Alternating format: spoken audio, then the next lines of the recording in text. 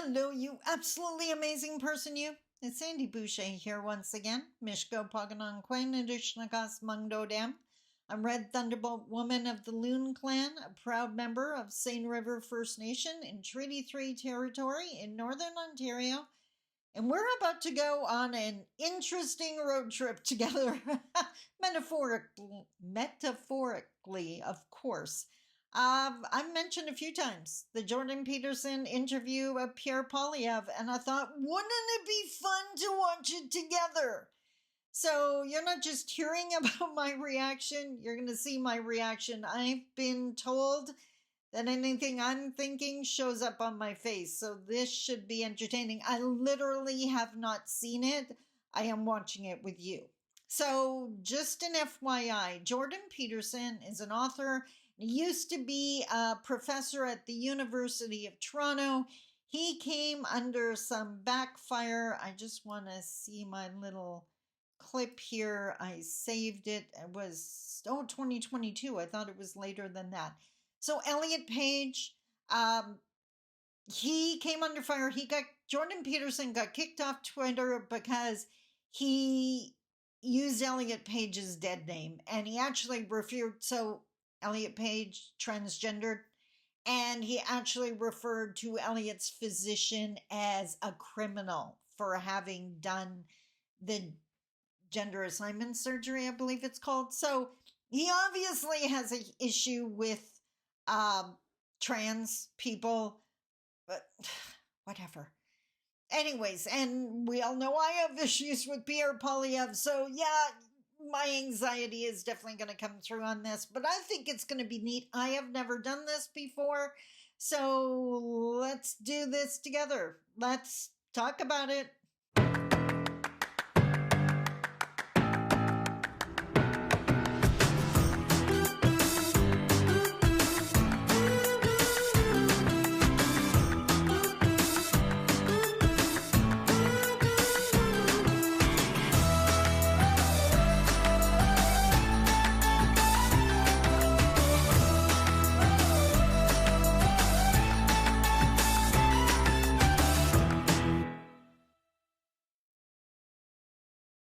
Okay, so hello, you absolutely amazing person, you. We're going to try this one more time. I'm doing a screen recording and commentary feedback on the Jordan Peterson interview with Pierre Pollieve. I gave you an idea of who Jordan Peterson was in the clip at the beginning.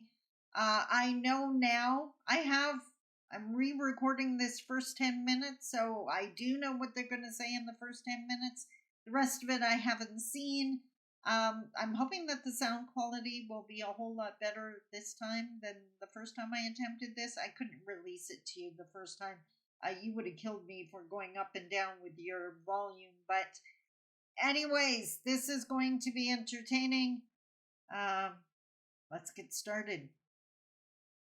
You take the total business investment of the United States divided by the total number of workers in America, 28 grand.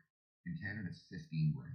The Canadian worker gets about 55 cents for every dollar of his American. If you had told me I would have spent any amount of any day hanging out with Jordan Peterson and Pierre Pollieve, I would have told you you were nuts in the head. And yes, there's a good part of me that hates that I'm giving Jordan Peterson views. This is on his YouTube channel. This video that I'm critiquing here was released 12 days ago. It has 3.8 million views. Jordan Peterson has 8.55 million subscribers. These people influence people. That's enough to give you nightmares. Okay, let's continue. And they're both measured in USD. In Vancouver, more money goes to bureaucrats than goes to the carpenters, electricians, and plumbers who build the place. And to add insult to injury, tradespeople who build homes can't afford to live in them. Why is it that we're still importing oil when we've got the world's third biggest supply? Why is it we can't export our natural gas? I think that was perhaps the single stupidest thing I ever heard a politician say. Your federal government, big stuff. Jordan Peterson's the subtle type. Can you tell? $1,000 of your family's money going over their budget. They squeeze the taxpayer out of every last dime, and they're still $62 billion short. It's worse than that because I suspect that the true picture. Okay, so we ran up a deficit because of this crazy thing called a pandemic. I mean, Trudeau didn't want to let Canadians starve. Obama was bragging about Canada and how per capita so many less people lost their lives in Canada. Okay, Sandy, watch the video. It's gonna be fun. Is a lot more dismal than we know. Okay, so that's going to be dumped on you sometime in the next year. They get the party, I get the hangover. 8 years from now, what does it look like?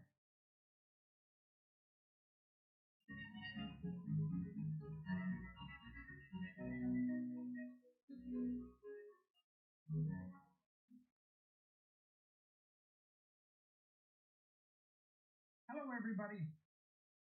I had the opportunity and the privilege today to speak with Mr. Pierre Pollieve, who is the leader of Canada's Federal Conservative Party, but also, barring catastrophe and God willing, Canada's next Prime Minister.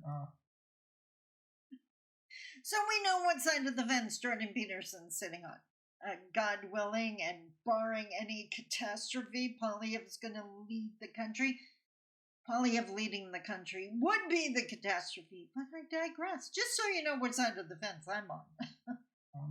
A transition in power in this country is likely to take place sometime between March and October or November of 2025. Truth. We are looking at an election with Trudeau stepping down and them now doing the national search for a new leader of the Liberal Party. Yeah, we're going to be looking at an election. I hate to say I agree with that fact. And it appears very probable that Pierre Pollieve is the heir presumptive and will be the next Prime Minister of Canada. And so I talked to Mr. Pollieve 2.5 years ago, which was quite shocking to me. I thought it had been more recently than that. And okay, he looks like a baby here. How old's Pollieve? I gotta Google that.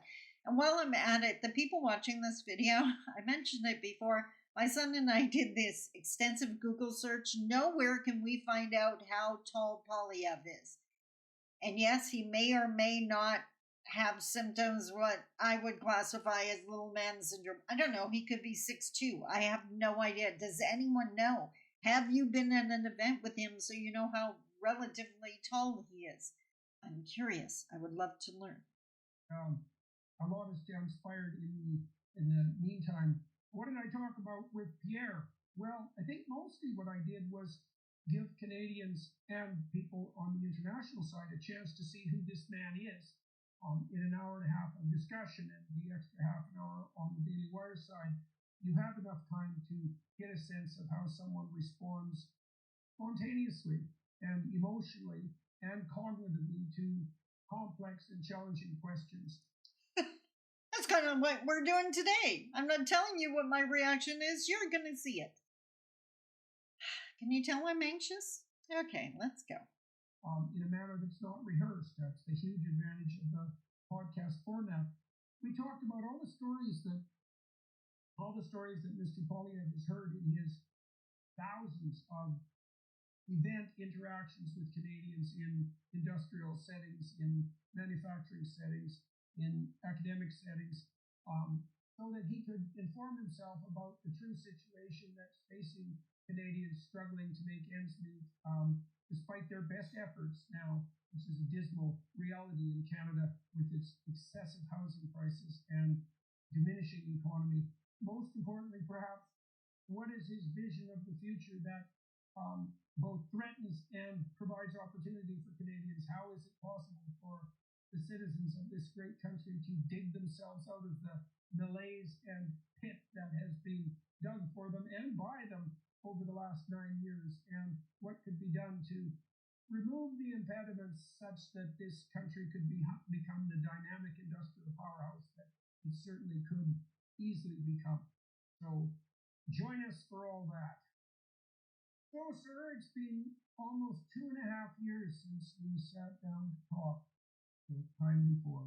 So I guess the first thing I'd like to know is, what have you been doing during that time? I'd like to hear about your day-to-day schedule, your week-to-week schedule, like lay out your job. Basically, we have two parts to my professional life. It's very bifurcated. There's the Parliament Hill side, which is early morning meeting with my leadership team, House Leader, Deputy Leader, Whip, etc., to plan out the day, battle plan for our parliamentary committees, question period, etc. That is punctuated by one weekly caucus meeting and just the daily prosecution of the government, which is the daily prosecution of the government. So the Conservative Party, it's a minority government right now, so I don't think they're the official opposition. I think it's a combination of them and the NDP. But the job's not to prosecute the government, criticize them, call them out on things, sure, but prosecute implies guilt. I'm good. Let's continue. Essential role of an opposition leader. And then the other part to my life is touring. I asked my assistant today how many events we had done over the last year, and he said it was exactly 600. And a few weeks ago it was 570 something. So we've done 600 events, and those are like tours at mills, mines. Did he say when the 600 started? I think he said over the last year, but it's like January 15th. So maybe he meant over. When was this released? 12 days ago. Guessing he meant in 2024. It's a lot of events. I'll give him that. Factories, farms, high-tech facilities, and then we tour in, see how the place operates. Then I give a short speech, do a question and answer, and then I just mull about and shake hands with the workers for 25 minutes to an hour, and then I go on to the next stop and do it all over again. And we did that in 9 provinces and 2 territories. Which reminds me, so I assume he's been in Ontario, but viewers, if any of you are from Northern Ontario, has Pollieve been anywhere near here? Like, I don't know. I honestly don't know. That doesn't mean he hasn't been. I'm just not aware. Garen Flippin' T, he's been in Southern Ontario, huge population there. Northern Ontario tends to get left out of the equation. I'm just wondering, if anyone knows, let me know. This year, and so that's a summary of my workload and work plan to do my job. And you said 600 events. You made allusion when you were driving over here that the weekends were particularly packed, that you'll do like 10 events on Saturday or Sunday. Right. And so what, a typical event, what do you enjoy about the events? Why are they useful? And what do you learn? Well, first of all, you get a practical insight into how the country actually works. Like who makes the widgets? How do those get made? How does our supply chain come together? What skill sets do these incredible workers have? What background qualified them to be a licensed welder or to run a CNC machine or to be a CEO of a 300-person company that supplies parts into the American economy? The American economy? What? Did he mean Canadian? Or is he talking specifically about... What? What? I'm backing that up. A typical event, what do you enjoy about the events? Why are they useful? And what do you learn? Well, first of all, you get a practical insight into how the country actually works. Like who makes the widgets? How do those get made? How does our supply chain come together? What skill sets do these incredible workers have? What background qualified them to be a licensed welder or to run a CNC machine or to be a CEO of a 300-person company that supplies parts into the American economy? So he did say American.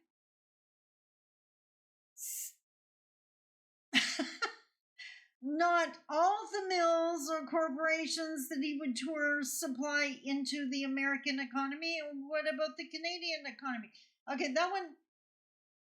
Now, I think this is amazing. I think any provincial or federal leader should be doing. Maybe they do.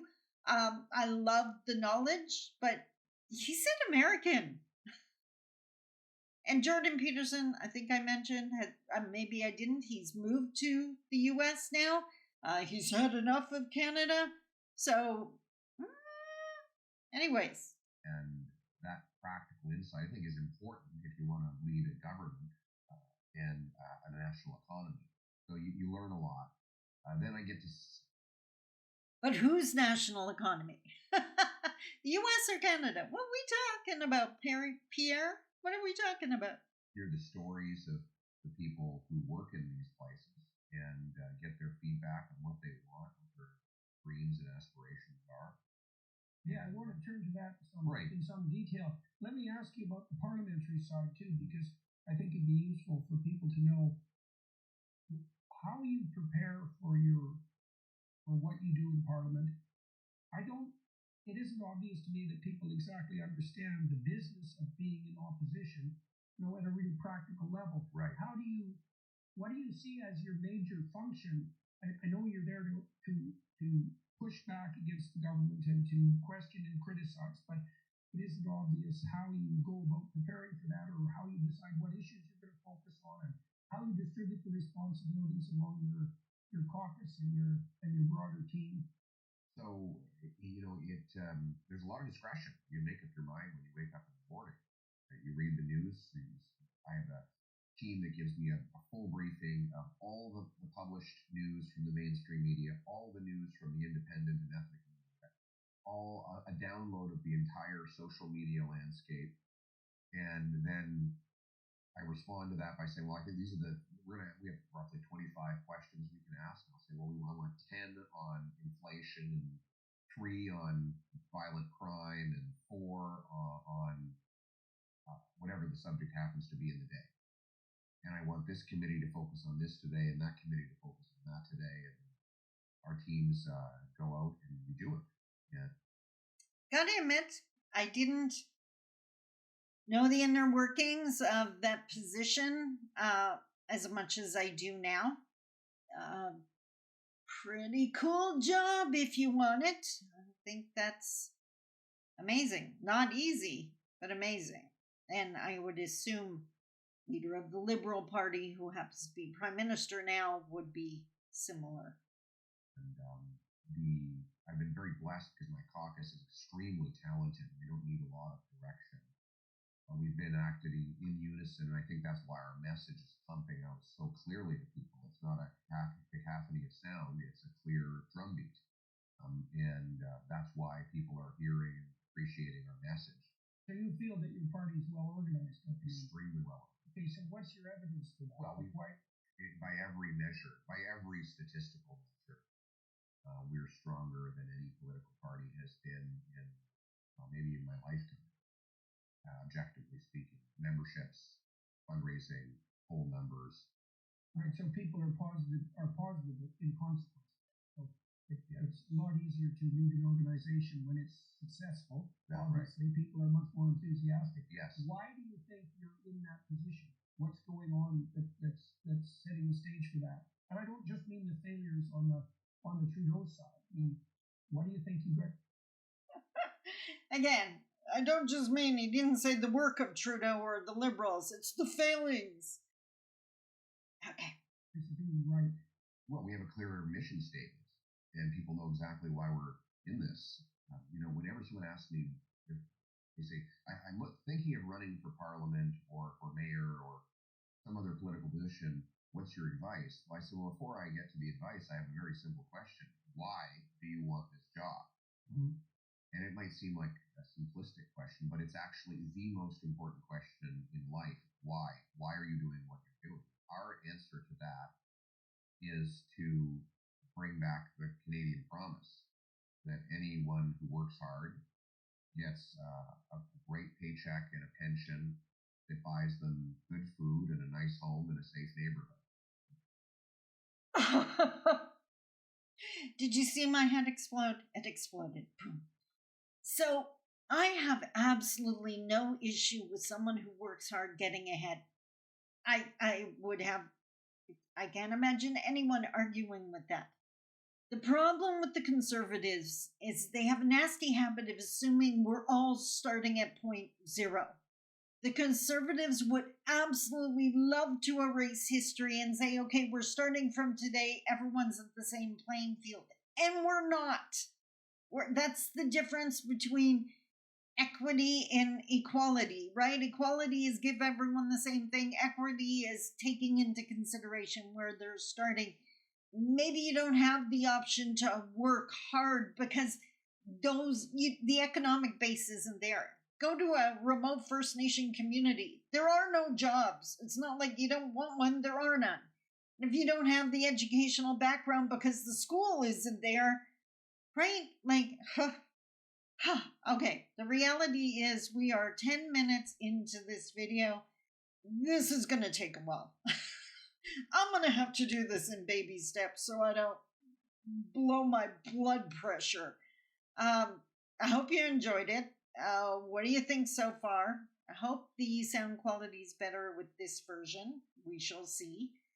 And I hope to see you in the next video. Talk to you soon. I love you.